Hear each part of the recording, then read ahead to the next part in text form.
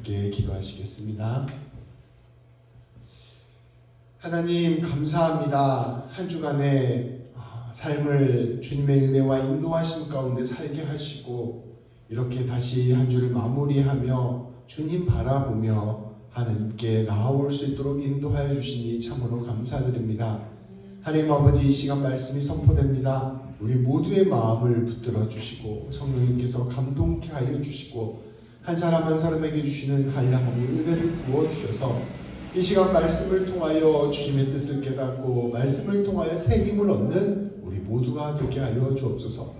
말씀 전한 저에게 함께 하여 주셔서 사람의 생각 전하지 아니하게 하시고 오직 주님의 뜻만을 전하게 하여 주시며 말씀 듣는 우리 모두 가운데 함께 하여 주셔서 꼭 필요한 말씀만 새겨질 수 있도록 인도하여 주옵소서. 우리 주 예수 그리스도의 이름으로 기도합니다. 아멘. 오늘 말씀 제목은 야곱의 고생입니다. 이 제목 자체가 이제 힘든 게 느껴지죠. 야곱이 나이가 아주 많이 들어서 노년이 되었을 때 요셉을 만나러 가게 됩니다. 근데 요셉의 소개로 이집트의 왕 파라오를 대면하게 될 때가 있어요.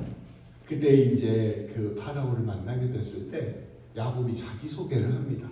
근데 야곱이 그때 뭐라고 자기를 소개하냐면 이렇게 얘기해요. 저의 나그네 길의 세월이 130년입니다. 험악한 세월을 살았습니다. 이 자기의 인생을 되돌아보니 내 인생이 나그네 길이었다. 그러니까 쉽게 말하면 정처 없이 집을 떠나 떠돌아다니는 인생이었다. 근데 그 인생이 참으로 고생스럽고 힘든 삶이었다라고 자기 인생을 정의한 것입니다. 이 야곱의 인생이 사실 그렇게 쉬운 인생이 아니고 굉장히 거칠고 힘들고 어렵고 소위 말하는 고생을 많이 한 인생이라고 볼 수 있습니다.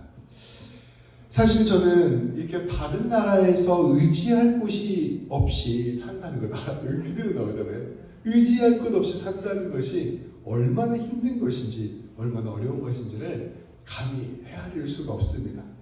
우리 세진자매도 영주권을 받기 위해서 그래서 모든 어려움들을 이겨냈잖아요. 우리도 임금주전들 힘들고 어려운 삶들을 살아냈던 그런 과정들이 있습니다. 이게 얼마나 힘들었는지 사실 제가 감히 이게 상상할 수 없을 거라고 저는 생각하고 있습니다. 요즘 드라마 중에 빠찡코라는 드라마가 있어요. 혹시 들어보셨나요? 그게 진짜 엄청 잘 보는 드라마예요. 저도 이제 봤거든요. 그래서 지금 5편까지 나왔는데 이렇게 너무 이렇게 감동을 받으면서 보고 있습니다. 그게 그 이민호가 우리 밴쿠버 왔었잖아요. 여기에다 세트장을 만들었대요. 그래서 그 빠찡코에 보면 나오는 한국 그게 다 여기 밴쿠버 리치몬드라고 하더라고요. 되게 재밌었어요. 거기 현선자에도 그 나왔다는 자기가 인스타에 올렸더라고요. 저기 나왔다고. 그러니까 나중에 우리에게는 집사님은 타락당했어요. 여기서도 지원하셨구나. 미쳤다. 축하드려요. 비밀입니다. 이렇게 우리만의 비밀. 깊은 인연이 이거 다 녹화되고 있는데. 네, 아무튼 그렇습니다. 근데 그 이제 그거 보는데 그게 이제 한국 사람들이 일본에 가서 이민 생활을 하는 게 주된 내용이에요. 근데 그 구구절절 힘들고 멸시받고 차별받고 이런 삶을 보여주는데 그거 보는 것만으로도 마음이 굉장히 아프더라고요. 제가 워킹홀리데이 6개월 했었는데 그 호주에서 했었거든요. 그때 이제 6개월 하고 난 다시는 외국에서 안 산다 이렇게 다짐할 정도로 이 외국 사는 삶이 쉽지가 않고 만만치 않더라고요. 저는 사실은 굉장히 수월하게 캐나다에 온 편이고 또 좋은 시절에 좋은 분들의 도움으로 살아가고 있기에 이것으로 무언가 힘들다라고 말할 수는 없지만 그래도 이게 쉽지 않다라는 것을 느끼고 있는데 이렇게 이민생활에 깊게 들어가서 삶을 살아온 사람들의 삶이 얼마나 힘들었을지는 감히 사실은 헤아릴 수 없을 정도로 깊은 거라고 볼 수 있죠. 다만 우리 집사님, 우리 세진자매가 이런 힘든 마음과 심정들 또 경험들을 깊이 가지고 있기 때문에 저는 오늘 말씀을 조금 더 가슴으로 이렇게 받아들이고 이해할 수 있는 은혜가 있으리라 생각합니다. 오늘 말씀은 야곱이 어떻게 힘든 삶을 살게 되었는지를 우리에게 보여주는 말씀입니다. 우리 오늘 말씀 이전에 앞선 이야기를 잠깐 해보면 이제 오늘 이야기가 자연스럽게 연결되는 것을 알 수 있어요. 우리 야곱은 욕심이 많은 사람이었습니다. 이제 쌍둥이의 동생으로 태어났는데 그 이름의 뜻이 야곱의 이름 뜻이 발꿈치라는 뜻을 가지고 있어요. 그러니까 형이 먼저 나가는데 나가지 마, 내가 형이 될 거야 라면서 발꿈치를 잡았다고 해서 이름이 야곱이에요. 그러니까 얼마큼 욕심이 많았겠어요. 형이 가장 배고픈 틈을 타서 이렇게 형의 마음이 이렇게 흔들릴 때 팥죽 한 그릇으로 장작권을 샀고, 또 아버지가 앞이 보이지 않는 그 상황을 틈타서 아버지를 속여서 장자의 축복을 받은 욕심 많은 사람이었습니다. 그런데 그렇게 장자권을 받고 축복을 받았는데 정작 야곱의 인생이 야곱 앞에 다가온 인생은 참으로 힘들고 어려운 인생이었어요.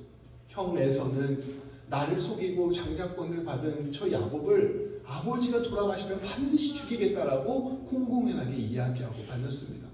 어머니 리브가는 그것을 보고 야곱 진짜 죽으면 어떻게 하지? 형이 동생을 죽이면 어떻게 하지? 이렇게 두렵고 떨리는 마음이 생겨서 이 동생 야곱을 자기 고향으로 보내기까지 하였습니다. 이 야곱이 살아남을 수 있도록 믿고 의지할 수 있을 만한 곳은 그 어머니의 고향 하란 땅뿐이었기 때문입니다. 그래서 이 야곱은 목숨을 걸고 광야길 한가운데를 지나 이 하란 땅으로 도망가고 피신을 가게 된 것입니다. 그런데 그 가는 길에서 베델이라는 도시에서 하나님께서 야곱을 만나 주십니다. 꿈을 통하여 사다리가 하늘로부터 땅에까지 이어지는 것을 보게 하시고, 거기에 천사가 오르락내리락 하는 것을 보게 하시고, 그 꼭대기에서 하나님이 계셔서 내가 너에게 복을 주겠다, 너희 자손이 많아지게 하겠다, 내가 너에게 이 땅을 다시 가져갈 수 있도록, 회복을 이 땅으로 돌아올 수 있도록 내가 너와 함께 하겠다라고 약속을 해주시는 장면을 하나님께서 보여주셨습니다. 그것을 통하여 야곱이 하나님의 사람이라는 것을 다시금 확인할 수 있는 일들도 하나님께서 허락하여 주신 것이죠. 그렇게 야곱은 하나님과 동행하는 나그네 여정을 시작하는 것입니다. 이렇게 이제 야곱이 고향을 떠나서, 형을 피해서 고향을 떠나서 광야를 지나서 하란에 도착했습니다. 하란에 딱 도착했는데 그 하란 근처에까지 오게 됐어요. 오게 됐는데 한 목자들을 만나게 됩니다. 근데 이제 이 야곱은 자기 삼촌 라반을 만나러 갔잖아요. 그러니까 이제 알 수가 없으니까 목자들한테 물어보는 거예요.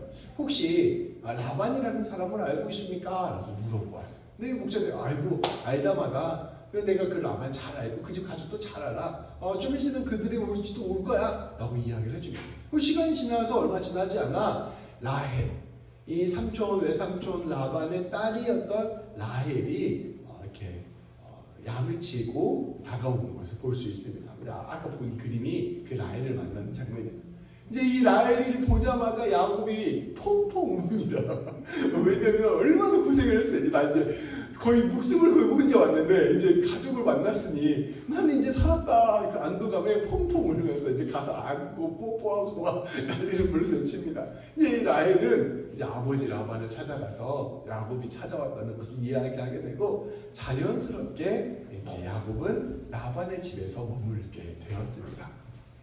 그리고 이제 한 달이 지났습니다. 처음 왔을 때 한 달은 손님이니까 반갑게 환영도 해주고 먹을 것도 주고 아주 좋게 지냈겠죠. 근데 이제 한 달 정도 지나니까 이제 분식부잖아요. 그러니까 이 사람을 좀 어떻게 해야 될 거 아니에요. 그러니까 이제 삼촌 라반이 이 야곱을 불러 말을 꺼냅니다. 오늘 15절부터 20절까지 말씀입니다. 우리 함께 볼까요? 자, 한 절씩 읽겠습니다. 제가 먼저 읽을게요. 라반이 야곱에게 이르되 네가 비록 내 생질이나 어찌 그저 내 일을 하겠느냐, 내 품삯을 어떻게 할지 내게 말하라. 라반에게 두 딸이 있으니 언니의 이름을 레아요, 아우의 이름은 라헬이라. 레아는 시력이 약하고 라헬은 곱고 아리따우니 야곱이 라헬을 더 사랑함으로 대답하되 내가 외삼촌의 작은 딸 라헬을 위하여 외삼촌에게 7년을 섬기리이다. 라반이 이르되 그를 내게 주는 것이 타인에게 주는 것보다 나으니 나와 함께 있으라. 야곱이 라헬을 위하여 7년 동안 라반을 섬겼으나 그를 사랑하는 까닭에 7년을 며칠같이 여겼더라. 아멘. 이제 한 달이 지났어요. 이게 라반이 야곱을 부르는 거예요. 야곱아, 네가 나의 조카이긴 하지만 네가 우리 집에서 일하는 거 그냥 거절할 수는 없지 않느냐. 내가 너희가 어떻게 이제 보수를 쳐줄지 너희 말을 한번 들어보고 싶다라고 이야기합니다. 우리 성도님들 이렇게 15절 말씀을 보면 라반이 착한 사람 같아요? 나쁜 사람 같아요? 착한 사람 같잖아요. 착한 사람 보이잖아요. 네가 이제 우리 집에서 그냥 일할 수 없으니까 네가 받고 싶은 품삯이 있으면 말해봐 이렇게 얘기를 한 거잖아요. 저는 근데 사실은 이걸 보면서 아주 위험한 함정이 깔려있는 말이라고 생각합니다. 여러분, 협상을 할 때 노련한 협상가는 항상 상대 의견을 먼저 묻습니다. 이게 딱 만났을 때 네가 뭘 원하냐라고 먼저 묻는 사람이 노련한 협상가예요. 절대 자기 패를 먼저 얘기하지 않고 상대방의 패를 먼저 듣는 것이죠. 상대가 시세를 잘 알고 있는지, 상대의 패가 무엇인지를 먼저 파악하는 거예요. 그래서 실제로 이렇게 노련한 협상가, 복덕방 하시는 분들 이렇게 만나서 얘기해보면 항상 먼저 물어봐요. 용산에 핸드폰 사러 가도 딱 제일 먼저 가면 얼마라고 대답 안 해주고 얼마까지 보고 오셨어요? 이렇게 물어보잖아요. 항상 먼저 물어보거든요. 그래서 이것을 거꾸로 말하면 상대가 잘 모를 경우에, 상대가 이 시세도 모르고 이런 협상의 조건들을 잘 모를 경우에는 언제든지 상대를 이용할 준비가 되어 있다는 뜻이기도 하는 것입니다. 만약 정직하고 선의를 갖고 있는 사람이라면 이렇게 먼저 물어보잖아요. 삼촌이 정말로 야곱을 생각했다면 이렇게 얘기하잖아요. 아마 이렇게 얘기했을 것입니다. 야곱아, 너 여기 와서 이제 한 달 지났으니까 우리 집에서 일을 해야지. 그런데 이 동네에서 하루 일당은 얼마야? 그리고 우리 집에서 네가 일을 할 수 있으면 이 정도 돈을 받을 수 있을 것 같아. 너는 얼마를 원하니? 라고 이야기를 하는 거예요. 먼저 이 야곱이 선택할 수 있는 충분한 정보를 주고 그러한 정보 속에서 상대가 선택을 할 수 있도록 존중해 주는 것입니다. 아니면 차라리 이런 이야기를 안 하면 아예 아무 말도 안 하는 게 나아. 야, 내가 알아서 쳐줄 테니까 그냥 일해. 이게 오히려 크고 좋은 사람이에요. 근데 이 라반은 그런 생각이 없었던 거예요. 이 야곱의 이야기를 들어서 그걸 가지고 자기 유리한 식으로 활용하려고 질문했던 것입니다. 야곱은 아직 어린아이였습니다. 심지어 일을 해본 적도 없어요. 거기에다가 야곱은 지금 외국에 와 있습니다. 이 사람들이 어떻게 일을 하는지, 품삯은 어떻게 받는지 알 턱이 없는 거죠. 그런 야곱에게, 아무런 정보가 없는 야곱에게 의사를 묻는 것은 당연히 야곱을 속일 생각으로 접근한 것이었습니다. 순진한 야곱이 자기 생각을 말하면 그것을 핑계 삼아서 야, 니 그때 그만큼 달라고 하지 않았냐? 라고 하면서 야곱 부려먹는 걸 정당화하고 또 그러면서도 내가 너 위해서 이런 거 해준 거야 라고 말하면서 좋은 사람처럼 것처럼 보이면서도 동시에 자기 이익 다 추구하려는 교활한 행동이었던 것입니다. 이게 산전수전 다 겪은 사람이에요. 이 사람 앞에서 야곱이 무슨 뾰족한 수가 있겠어요? 그냥 눈 뜨고 포배해 있는 것이죠. 이런 경우에 이 야곱이 할 수 있는 것은 당시 일당의 시세가 얼마입니까? 다른 사람은 얼마 정도 받아요? 이런 걸 물어보거나 얼마 정도 주실 건데요? 이렇게 물어볼 수 있어야 되는데 이제 이 어린 야곱이 이런 걸 할 수 있으니 많이 만무했습니다. 야곱은 순진하게 그냥 자기 생각을 말하고 말았습니다. 말씀이 뒤에를 보면 나옵니다. 라반에게는 두 딸이 있었습니다. 그리고 그 두 딸 중에서 동생이었던 라헬이 참 예뻤습니다. 말씀에서 뭐라고 이야기하냐면 곱고 아리따웠다라고 이야기해요. 두 번이 나왔잖아요. 굉장히 예뻤던 거죠. 이 야곱이 머나먼 길을 떠나서 처음에 와가지고 가족을 발견하고 펑펑 울었던 여자도 바로 이 라헬이었습니다. 그러니까 이제 첫눈에 아마 반했겠죠. 반하고 감격적이고 살았다는 안도감에 예쁘고 이러니까 완전 마음이 싹 빼앗긴 것입니다. 일반적인 젊은이들이 그렇듯 야곱 역시 라헬이라면 모든 것을 다 줄 수 있는 상태였습니다. 이게 10대 후반 이랬을 거 아니에요. 그때 뭐 좋아하면 정신 없죠. 그러니까 완전 이 여자를 위해서라면 내가 하늘 별도 달아줄 것이다 이런 기세로 좋아했던 것 같습니다. 야곱은 항상 그 여자 생각만 하고 있었는데 라반의 질문을 듣자마자 다른 거 다 생각하지 않고 라헬만 떠올린 것입니다. 삼촌, 제가 라헬을 참 좋아합니다. 삼촌께서 라헬을 저에게 주신다고 약속해 주시면 7년을 섬기겠습니다. 이 7년이 얼마나 긴 세월인지도 모르고 결국 약속을 해버린 거죠. 야곱은 사랑의 눈이 멀어서 약속을 해버렸습니다. 라반은 이 어리석은 야곱의 선택에 쾌재를 불렀을 것입니다. 아마 또 훌륭한 사람이라면 아니야 한 3년 정도만 해도 돼 이렇게 뭔가 자기 패와 자기 생각을 얘기할 것 아무런 얘기가 없어요.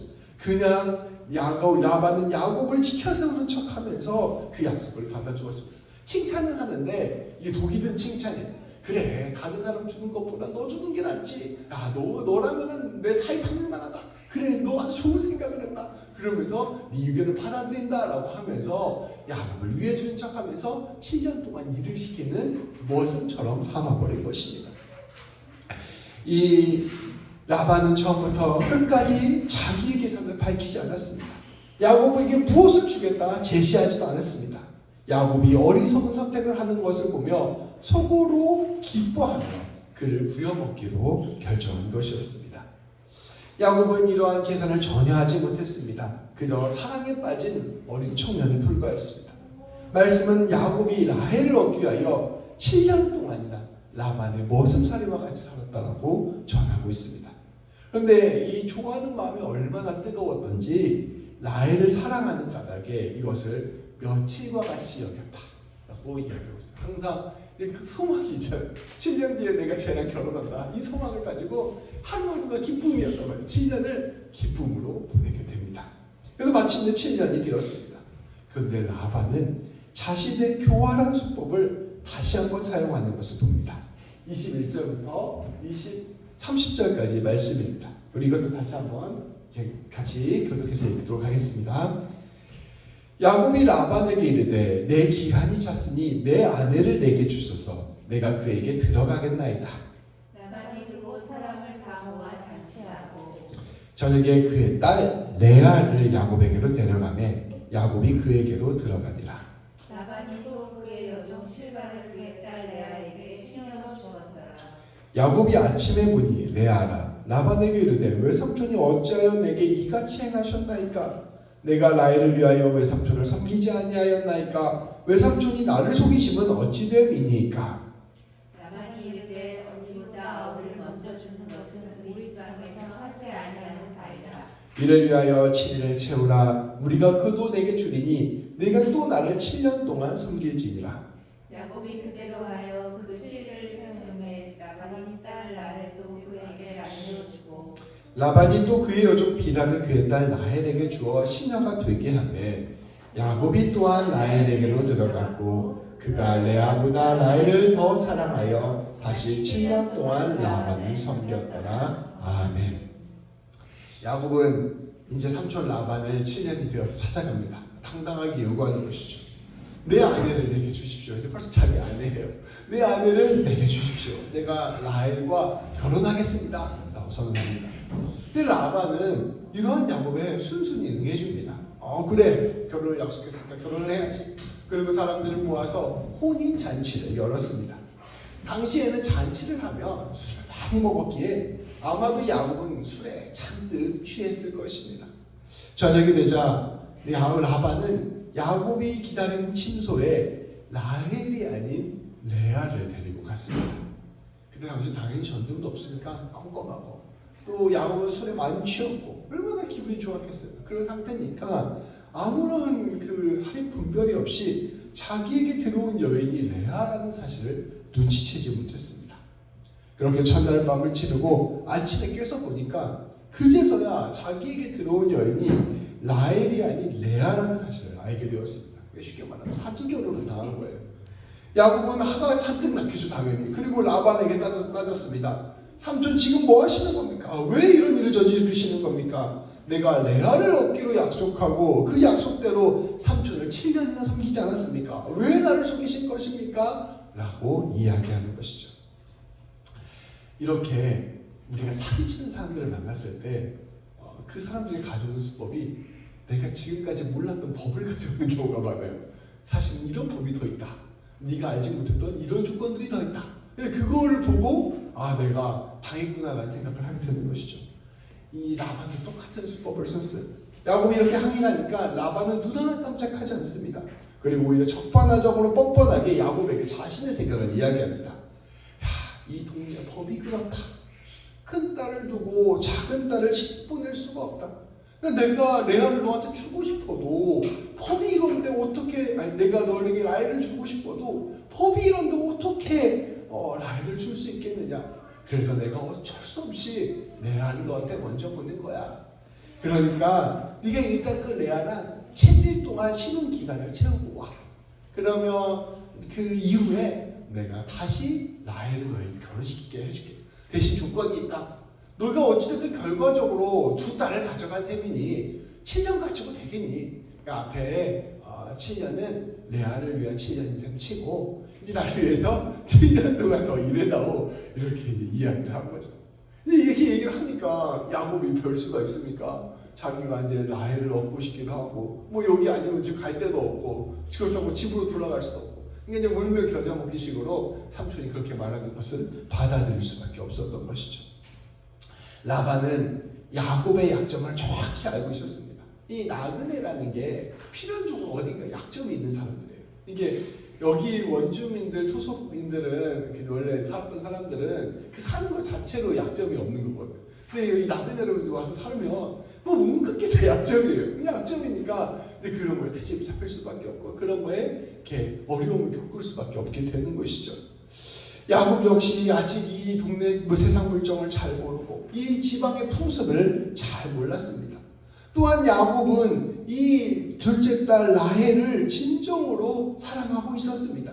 라반은 이것을 정확하게 보고 그 약점을 물고 늘어진 것입니다. 야곱의 무지를 이용해서 야곱을 속였고 야곱의 사랑을 이용해서 야곱을 다시 부려먹는 일로 몰아넣은 것입니다. 마치 맹수가 연약한 짐승의 목을 물어쥐고 놓지 않는 것처럼 라반은 야곱의 약점을 정확히 파악하고 그 부분을 꽉 눌러서 그가 자신을 위해서 머슴처럼 살도록 한 것입니다. 야곱을 통해서 또 자기 딸들을 이용해서 큰 부를 얻은 거예요. 14년 동안 이 사람이 일을 했으니 그거 일당으로 쳐도 얼마나 큰 돈이겠어요. 그거 다 먹은 거죠, 자기가. 자, 야곱은 이렇게 단지 결혼을 위해서만 무려 14년을 머슴처럼 일하게 된 것입니다. 그 14년 동안 한국의 야곱의 고생이에요. 그래서 말씀 제목이 야곱의 고생입니다. 저는 오늘 말씀을 살펴볼 때 세 관점으로 한번 이 말씀을 보고자 합니다. 첫 번째는 못된 라반을 한번 보면서 함께 생각을 나누어 봤으면 좋겠습니다. 저는 이 삼촌 라반이 이 험한 세상을 정말 잘 설명하는 좋은 모델이라고 생각합니다. 이 라반이 이렇게 못된 짓을 야곱한테 해서 박제가 됐어요. 이 못된 사람의 저녁. 그래서 모든 사람이 라반을 보면서 아, 세상이 저렇게 돌아가는구나 라는 것을 알게 하는 표본이 된 것입니다. 라반은 야곱에게 가장 가까운 사람인 것처럼 굴었지만 사실은 가장 많이 야곱을 이용해 먹었던 사람입니다. 세상은 우리에게 가장 친근한 존재처럼 다가옵니다. 마치 우리를 염려해주고 살려줄 것처럼 이야기하지만 정작 우리를 이용해서 자신들의 이익을 추구합니다. 세상의 많은 것들이 다 그래요. 하다못해 텔레비전 프로그램도 다 그렇습니다. 그러니까 우리의 관심을 끌고 우리를 위해서 존재하는 것처럼 보이지만 결국 우리의 시간을 통해서 돈을 버는 거거든요. 그러니까 다 모든 것들이 일정 부분 우리의 것들을 빼앗아 가려고 호시탐탐 노리는 게 세상의 이치인 것이죠. 우리의 약점을 잡기도 하고 또 우리가 갖고 있는 우리의 욕망을 이용하기도 하고 또 그것을 움켜쥐고 그것을 통해서 자기의 이익을 찾아가는 것이 바로 세상의 이치인 것이죠. 돈을 위해서 수단과 방법을 가리지 않는 비정한 세상, 사랑하는 마음까지도 우리가 누군가를 사랑하는 마음까지도 이용하는 세상이 바로 우리가 살아가는 세상의 무서운 현실인 것이죠. 그래서 어른들이 이런 얘기하죠. 세상에 돈 주는 사람은 없고 온갖 돈 뜯어가는 사람들 천지다 이런 이야기를 하죠. 그러니까 물론 모든 세상이 다 그렇게 악하다라고 말할 수는 없지만 분명히 세상 곳곳에는 우리를 이렇게 어떻게 발라먹으려고 하는 사람들이 가득 차 있다. 그것이 바로 라반의 모습을 통하여 볼 수 있는 우리의 냉정한 현실이다라는 것을 알 수가 있는 것이죠. 두 번째 관점은 두 번째 우리가 이 말씀에서 바라보는 것은 야곱을 바라보는 것입니다. 저는 야곱이 우리를 잘 설명할 수 있는 모델이라고 생각해요. 그런 세상 가운데 살아가는 우리의 모습이에요. 야곱은 사실 형과 아버지를 속일 만큼 욕심도 많고 꾀도 많았던 사람입니다. 그러니까 이 야곱은 사실 어디 가서 당할 사람이 아니었어요.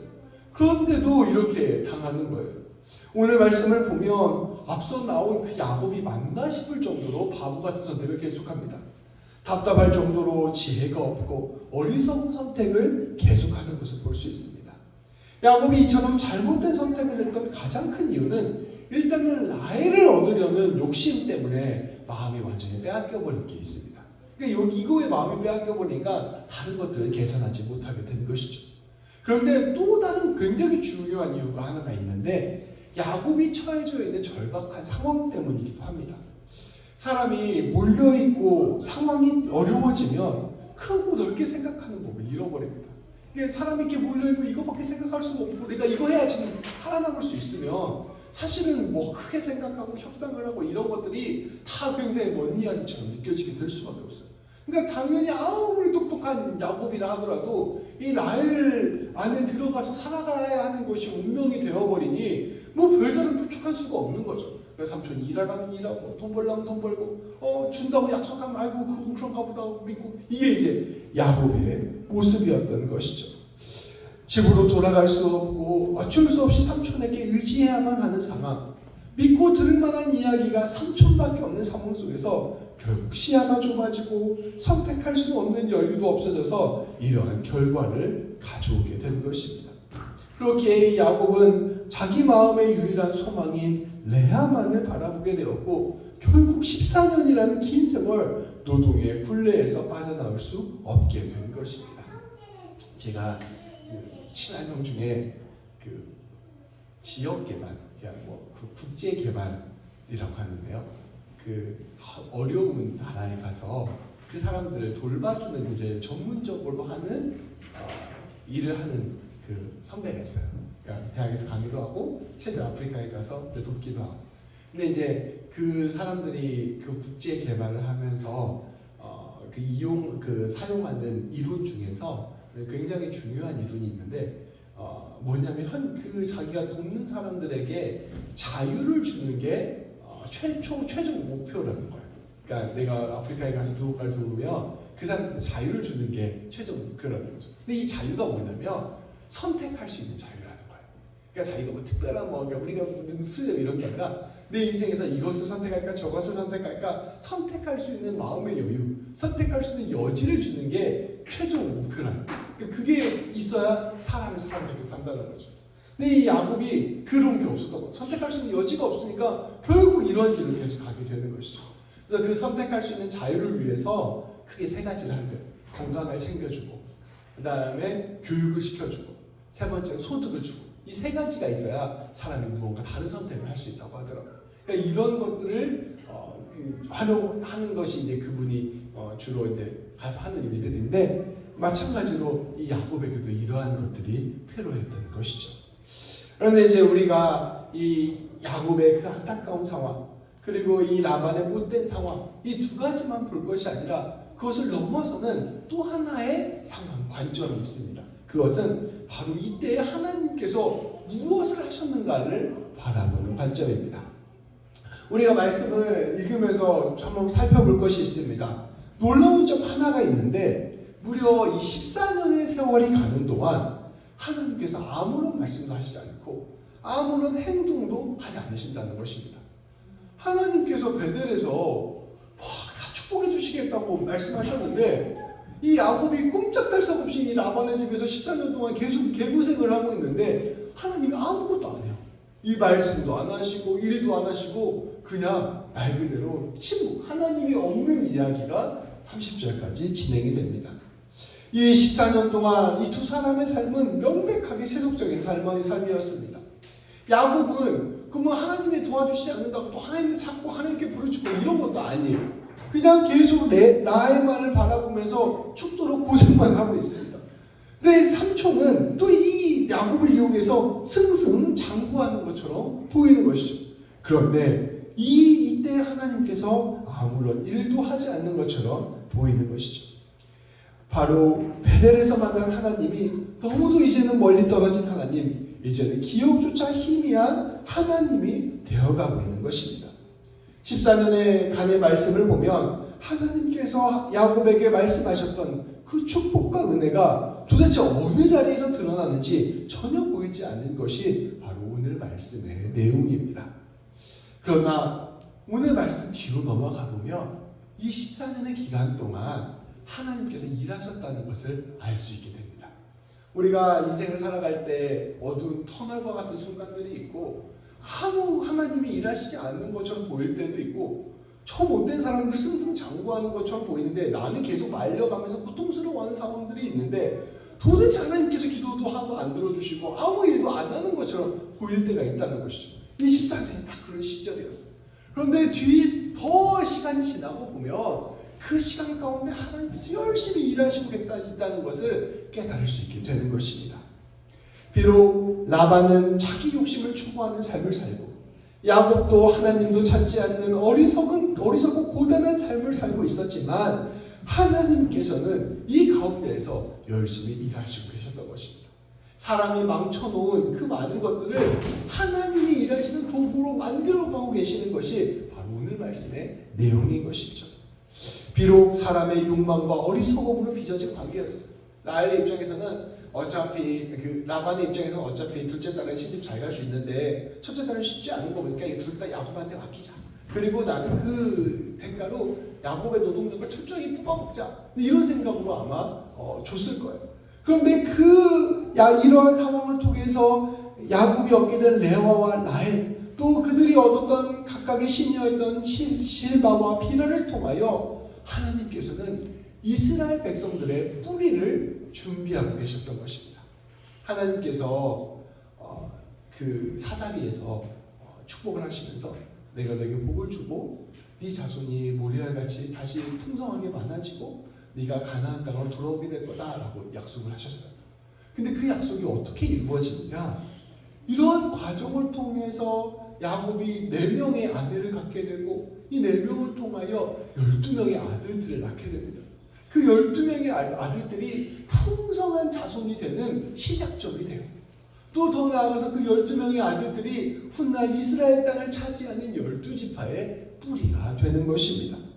하나님께서는 이들을 통하여 하나님의 복이 흐르도록 준비하셨고 풍성한 생명을 나누는 자손들로 세워 준비하신 것입니다. 라반도 자기 마음대로 살고 야곱도 하나님 생각 안 하고 살고 그 가운데서 고통과 어려움이 있고 모든 게 엉망진창인 것처럼 보였지만 놀랍게도 그 순간은 하나님께서 이스라엘 백성들을 시작하게 하시는 귀한 열매의 시작점이 되는 것입니다. 이것이 바로 오늘 말씀이 우리에게 전해주는 신비입니다. 세상을 살펴보면 또 우리의 인생을 살펴보면 하나님께서 과연 여기에 계시는가? 하나님께서 지금 일하시고 계시는가? 물을 수밖에 없는 것이 현실입니다. 하나님이 살아계시면 어떻게 저 라반 같은 놈이 저렇게 승승장구하고 돈 배불리 먹고 살 수가 있습니까? 물을 수밖에 없는 것이죠. 하나님이 살아계시면 어떻게 야곱처럼 하나님 하나도 안 찾는 사람이 하나님의 복을 받을 수 있습니까? 더 우리에게 반성적으로 보면 하나님 지금 내 인생이 이렇게 비루하고 연약한데 어떻게 내가 하나님의 은혜와 복을 나눌 수 있는 사람이 됩니까? 물어볼 수밖에 없게 된다는 것이죠. 그런데 하나님께서는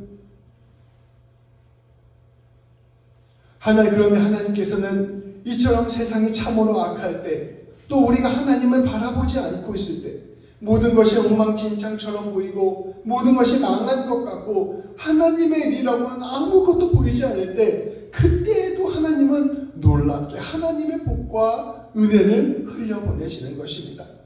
우리가 하나님 앞에서 거룩하고 하나님 앞에서 말씀을 따르고 하나님 앞에서 온전히 순종해서 주님의 일들을 감당하는 것이 너무나 아름다운 일이죠. 그게 더 훨씬 더 중요한 좋은 일입니다. 근데 설사 그러지 못한다 하더라도 우리가 때로는 하나님께서 꺾이고 무너지고 내 인생 가운데서 비루한 것밖에 안 보이고 도대체 여기 희망이 어디 있습니까? 라고 묻는 그 순간에도 하나님께서 놀랍게 일하시고 계신다는 것을 말씀이 우리에게 이야기하고 있는 거예요. 성경 말씀의 주인공은 사람이 아닙니다.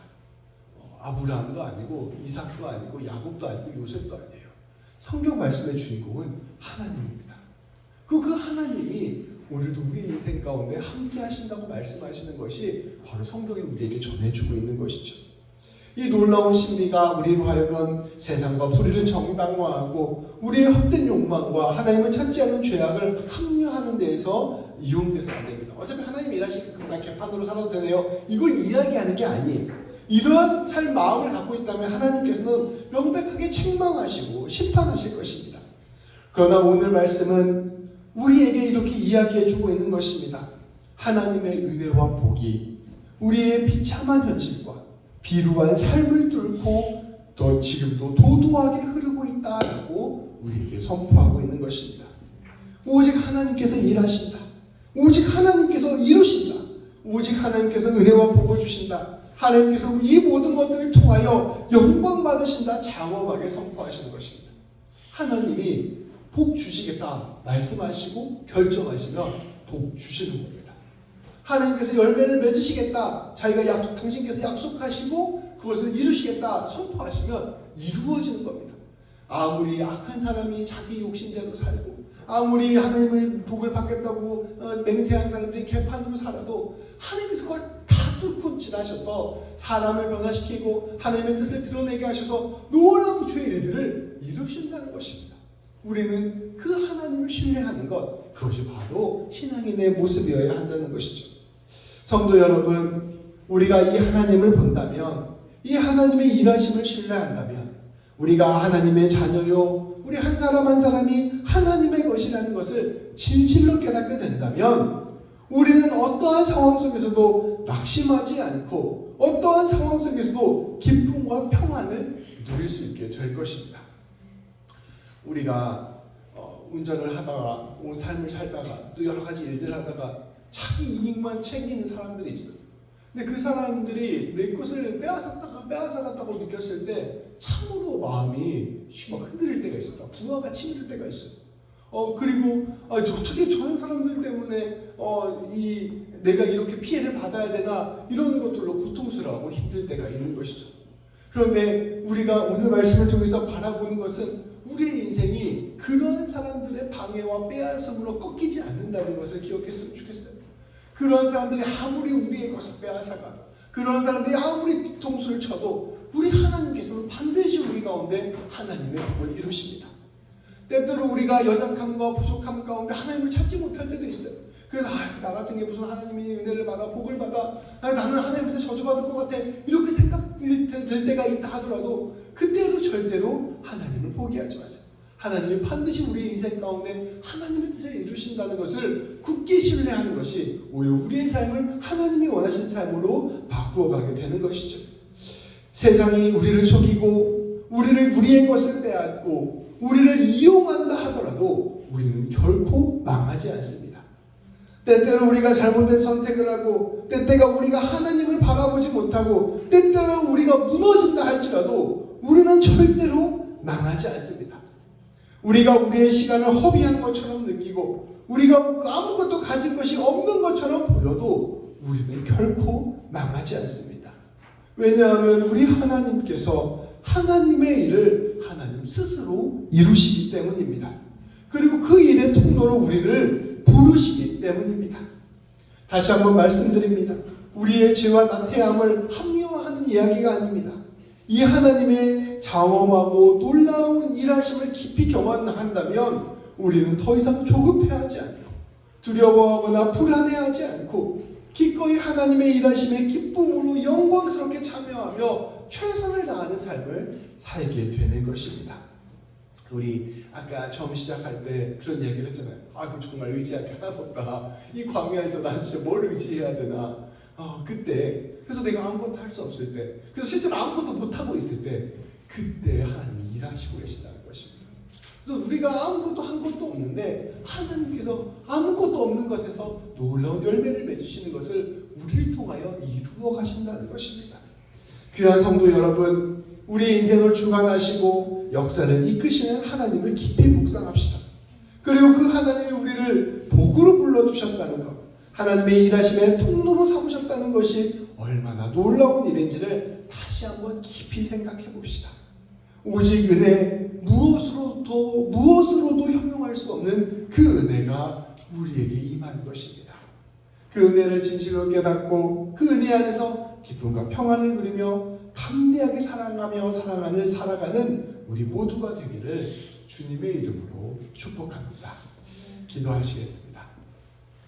하나님, 오늘 말씀을 보면 라반과 같이 우리를 속이는 사람들의 모습도 등장하고 야곱과 같이 하나님 앞에서 지극히 연약하고 부족한 소년과 같은 모습도 등장함을 우리가 함께 봅니다.